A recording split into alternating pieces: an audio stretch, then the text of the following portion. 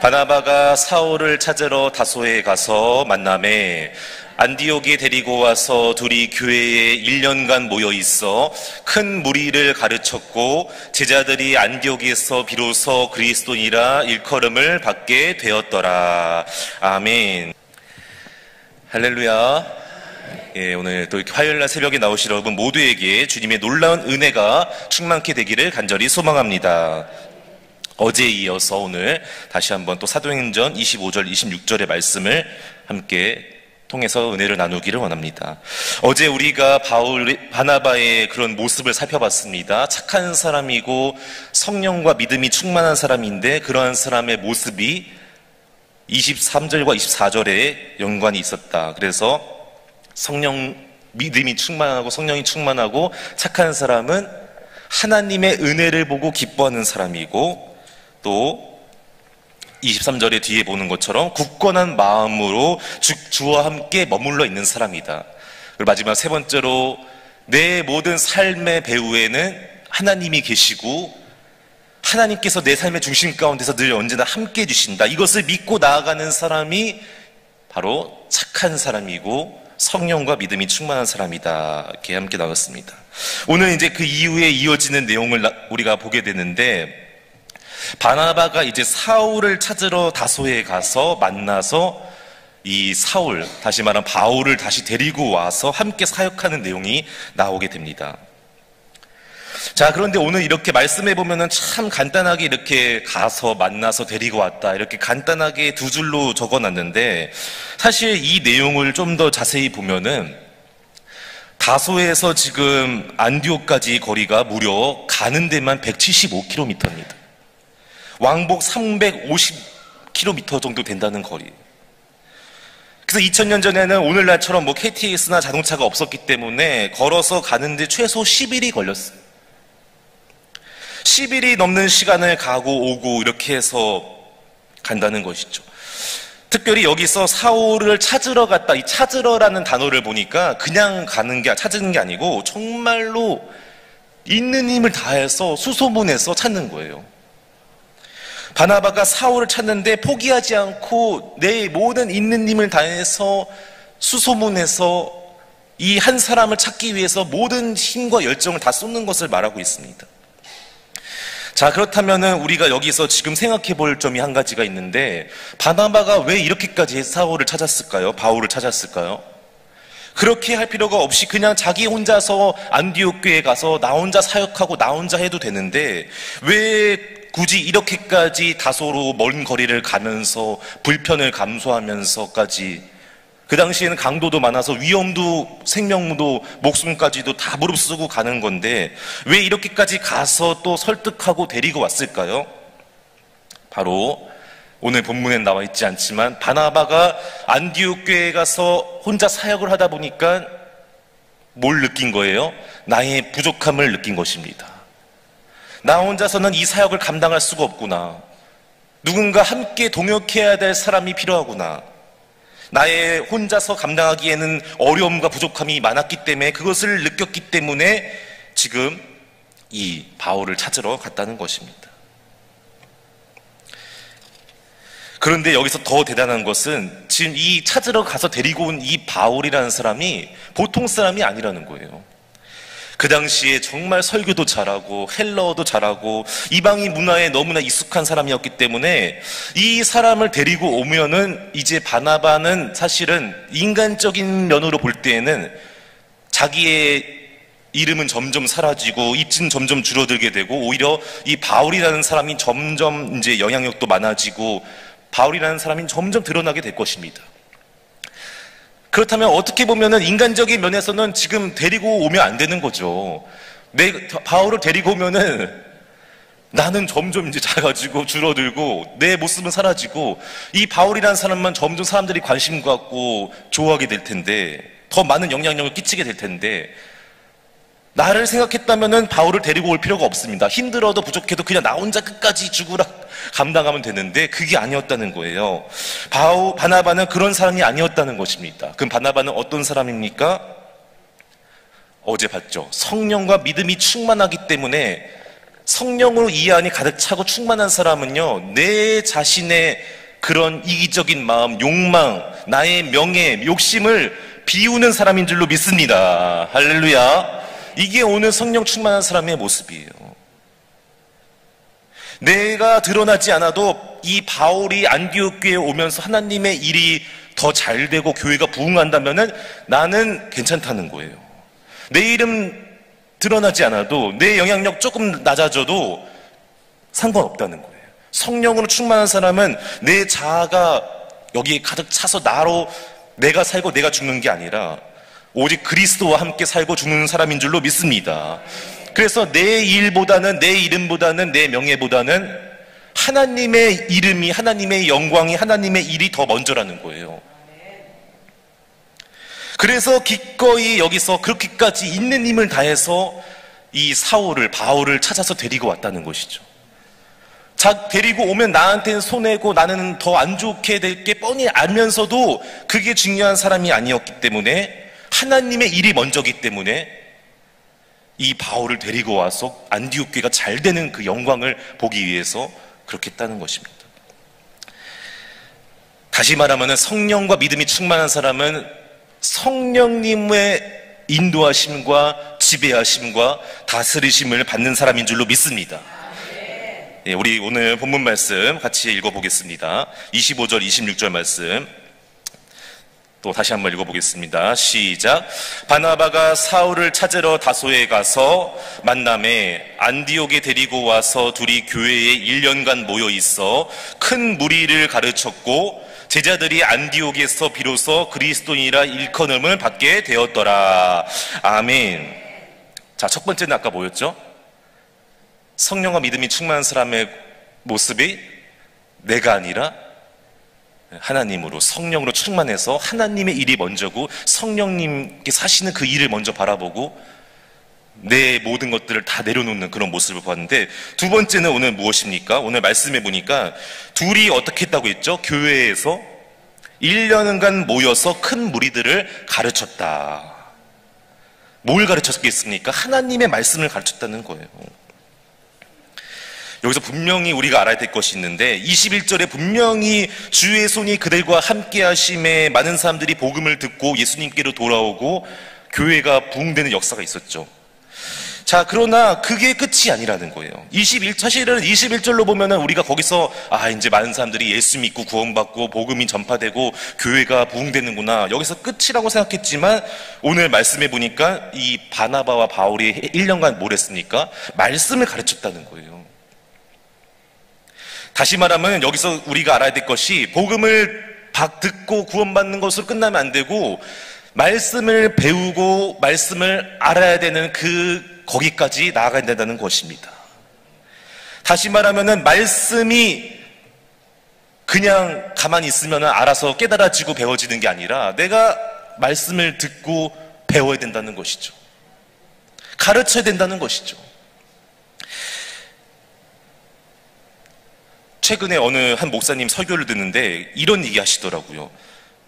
하나님의 은혜가 나에게 임한다. 아무 공로 없이 나에게 하나님께서 거저주시는 나에게 그 은혜가 임하게 되는데, 그 은혜가 나에게 임하게 되는데 그 은혜가 내 안에서 계속 머물고 있으려면은 어떻게 된다? 말씀을 배워야 된다는 거예요. 내가 말씀을 근데 무시하거나 등한시하게 되면요, 그 은혜가 나에게 임했지만 오랜 기간 계속해서 머물 수가 없고요, 결국에는 또 시험 들어서 상처받아서 다 말씀이 또 은혜가 떠나가게 된다는 것이죠.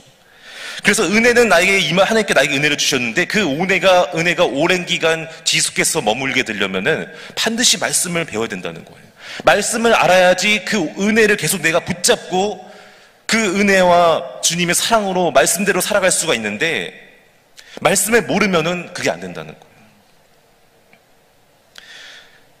기적도 좋고요, 다 좋습니다. 신비로움도 좋은데 기적만 많고 신비로움만 많으면은요, 여기서 말씀이 없으면은 언제 어떻게 되는지 아세요? 이단으로 빠지게 되는 거예요. 기적이 많고요, 신비로운 현상들 많은 거 좋은데 여기에 말씀이 없다면은 이제 그냥 자칫하면은 내가 드러나게 되고 이단으로 빠지게 된다는 거예요. 신비주의로 빠지기 쉽다는 거예요. 그래서 말씀을 꼭 배워서 알아야 될 줄로 믿습니다. 바라옵기는 우리 교회에도 어성경 이렇게 하고 있는데, 말씀을 배우고 우리가 알아서 더욱더 그 하나님께서 나에게 주신 은혜가 오래도록 내 안에서 머물고 내 삶에서 머물게 되기를 간절히 소망합니다. 그리고 이렇게 말씀을 이제 내가 배우고 알 때에 영적으로 성장하게 된다는 것이죠. 육체의 성장은 뭐 배우지 않아도 시간이 지나면 성장하게 되지만 영적인 성장은 그게 아니라는 거예요. 우리 예전에 몇 주 전에도 담임 목사님께서 새벽에 말씀하셨지만 영적인 성장은 저절로 이루어지지 않습니다. 말씀을 듣고 배우고 깨달을 때 내 안에서 그러한 것들이 말씀이 뼈가 되고 살이 되고 다 골수의 그런 양학이 되어서 그때 이제 성장이 되는 것이지 가만히 있는다고 해서 되는 게 아니라는 거예요. 바라옵기는 저 여러분이 항상 말씀을 깊이 읽고 묵상하고 또 배우고 공부하고 연구해서, 특별히 저희 목회자들은 더 많이, 그래서 말씀을 전하는 사람은 더 많이 말씀을 공부하고 배우고 연구해야 된다는 것이죠. 늘 항상 여러분이 그래서 말씀을 무시하거나 등한시하는 삶이 아니라 이 말씀이 내 삶의 중심이 되고 전부가 되시기를 주님의 이름으로 축복합니다. 예, 우리 26절 말씀 뒷부분에 보니까 또 이런 말이 있는데, 제자들이 안디옥에서 비로소 그리스도인이라 일컬음을 받게 되었더라, 이런 말씀이 나오게 되는데요. 이 그리스도인 언어의 뜻을 보니까 무슨 의미냐면은 그리스도를 따라가는 사람, 그리스도를 쫓아 따라가는 사람, 그리스도의 삶의 모습을 닮아가는 사람이라는 거예요. 다 저와 여러분이 그리스도인으로 살아가야 되는데, 그리스도인은 예수님을 따라가고 예수님을 닮아가는 사람인데, 오늘 말씀해 보니까 그게 어떻게 된 거예요? 말씀을 가르쳐주고 배울 때 되는 거예요. 그리스도인은 예수님 따라가는 것은요, 예수님 닮아가는 것은요, 그냥 되는 게 아닙니다. 말씀을 배우고 알 때에 그 말씀 가운데서 내가 다시 한번 깨닫게 되고 주님의 모습을 내가 발견하게 되고, 그때 예수님 내가 따라갈 수가 있게 되는 거고, 또 예수님의 삶의 모습을 닮아갈 수 있다는 것입니다. 그런데 그 전에 또 뭐가 있었죠? 우리 어제 본 것처럼 하나님의 은혜를 보고, 하나님께서 먼저 은혜를 주시고 내가 말씀을 통해서 배울 때에 그리스도인이 될 줄로 믿습니다. 내가 먼저 하나님의 은혜를 받고 구원받아서 말씀을 통해서 변화되어질 때에 정말로 그리스도인으로서 살아가게 될 줄로 믿습니다. 그래서 여기서 이제 그리스도인이 예전에 어떤 책에 보니까 오늘날에는 우리가 잘 사용하지 않지만 옛날 우리 어르신들 때 많이 사용했던 단어 있지 않습니까? 예수쟁이라고 막 이게 어떤 의미에서는 막 조롱하는 의미처럼 보일 수도 있지만 또 다른 의미로는 다르다는 거예요. 아, 저 사람은 입만 열면은 예수님 얘기하고 교회 얘기하고 십자가 얘기한다. 저 사람은 삶의 모습에서 항상 예수다. 오늘도요, 여러분 말씀해 보니까요, 자기 스스로 그리스도인이라 말한 게 아니에요. 그리스도인이라 불리게 된 거죠. 마찬가지예요. 오늘도 내가 아무리 예수 믿고 그리스도인이라고 해도요, 주변에서 세상에서 믿지 않는 사람들이 저 사람 나를 볼 때, 우리를 볼 때에 그리스도인이라는 그런 말을 들어야죠. 아, 저 사람 봤는데 전혀 예수님 믿는 사람 같지가 않아.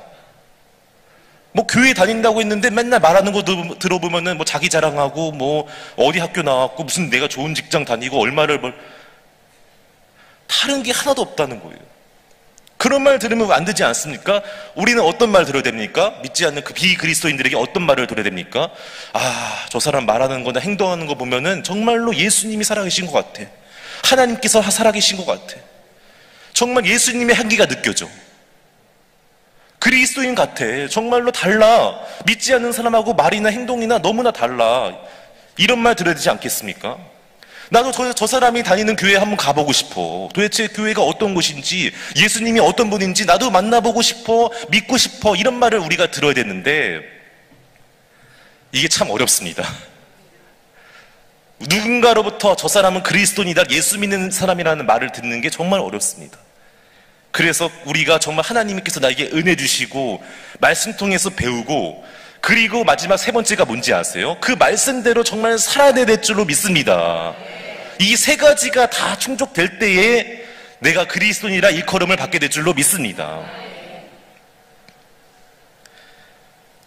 그래서 우리 예전 어르신들은 항상 그때 이제 예수쟁이라는 말을 들으셨던 분들은 항상 입만 열면 예수님 교회 자랑하시고 십자가 얘기하시고 복음 얘기하셨는데, 바로 웃기는 저 여러분도 우리가 어렵지만 그래도 우리 입에서 예수님의 복음이 전화될 줄로 믿습니다. 예수님의 그리스도의 우리 삶의 모습이 한기가 나타나야 줄로 믿습니다.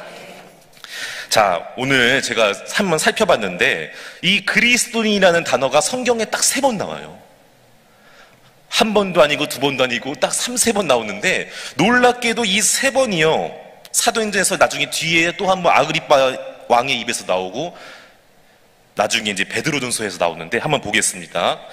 사도행전 26장 28절로 29절의 말씀 시작. 아그리빠가 바울에게 이르되 내가 적은 말로 나를 권하여 그리스도인이 되게 하려 하는도다.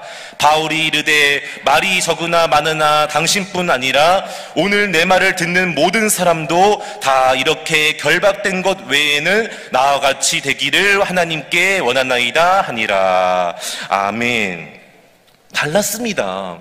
결박된 죄수의 그 포로된 신분으로 왕 앞에 섰는데 무슨 말을 해야 돼요? 살려달라고, 나 죽고 싶지 않다고, 로마로 나 가고 싶지 않다고, 가이사 왕 앞에 서고 싶지 않다고 이렇게 말해야 되는데, 바울은 그런 사람이 아니었습니다. 복음에 사로잡히고 사명, 주님께서 주신 그 사명을 위해 나의 생명조차 아끼지 않는 사명이기 때문에 오늘 뭐라고 말합니까? 살려달란 말 하지 않고 나와 같이 당신도 되기를 원합니다. 결박된 것 외에 다 여기 있는 모든 사람이 나와 같이 되기를 원합니다. 오늘 우리가 읽지는 않았지만 나중에 아그리빠가 그 뒤에 뭐라고 말하는지 아세요? 이 사람은 정말로 여기서 죽으면 안 되는 사람이구나. 말하는 거 들어보니까 이 사람은 죽으면 안 되는 사람이구나. 그걸 딱 깨달았다는 거예요. 어떻게요? 그런 이 말을 딱 듣더니, 이 바울이라는 사람은 죽으면 안 되는구나. 가이사왕 앞에 서면 안 되는데, 그런 말을 합니다. 또 우리 한 가지가 더 있는데요. 베드로전서 4장 16절 말씀, 베드로전서 4장 16절 말씀 한번 읽어보겠습니다. 시작. 만일 그리스도인으로 고난을 받으면 부끄러워 말고 도리어 그 이름으로 하나님께 영광을 돌리라. 아멘. 여러분, 이것도 말이 안 되는 말이죠. 고난을 받았는데 하나님께 영광을 돌리라고요? 많은 사람들이 고난당하면 절망하고 슬퍼하고 낙심하고 좌절하게 되는데, 우리는 그리스도인은 그게 아니라는 거예요. 달라야 된다는 거예요. 말이나 행동이나 삶의 모습이 달라야 된다는 거예요. 그래서 오히려 고난이 왔을 때 제가 어제 말씀드렸던 것처럼 고난이 온 것도 하나님께서 나에게 주신 시간이고 허락하신 것이기 때문에 그 순간 가운데서 함께 하시는 그 하나님 바라보고 하나님께 영광을 돌려야 될 줄로 믿습니다. 이 고난 통하여서 여기서 끝나는 게 아니라 욥의 고백처럼 이 고난의 시간이 지나가고 연단받아서 내가 순금같이 되어 나오리라. 그러한 고백처럼 더 성숙해지고 내 믿음이 성장하게 될 것을 믿고 기대하면서 하나님께 고난의 순간에 영광 돌리는 여러분 되시기를 주님의 이름으로 축복합니다. 이제 말씀을 맺겠습니다. 오늘 3가지를 나눴는데, 바나바가 바울을 데리고 온 게 그냥 온 것이 아니다. 다 자기를 비우고 낮추고 나를 희생하는 그런 마음이 있었고, 그 다음에 데리고 와서 그 다음에 했던 것이 무엇입니까? 말씀을 가르치고 배웠다. 복음을 듣고 구원받는 것으로 끝나면 안 된다. 말씀을 알아야 된다. 그때 그리고 다시 한번 말씀대로 살아낼 때 오늘 그리스도인이라 우리가 불리게 되는데, 이 3가지를 우리의 마음판에 새겨서 여러분의 삶의 모습이, 말이나 행동이 믿지 않는 사람들이 봤을 때도 저 사람 정말 예수 믿는 사람 같아, 정말 저 사람 보면은 하나님 살아계신 것 같아, 그런 말 다 듣고 많은 사람들에게도 칭찬받고 하나님께 칭찬과 인정받는 저 여러분 모두가 다 되시기를 주님의 이름으로 축복합니다. 기도하겠습니다.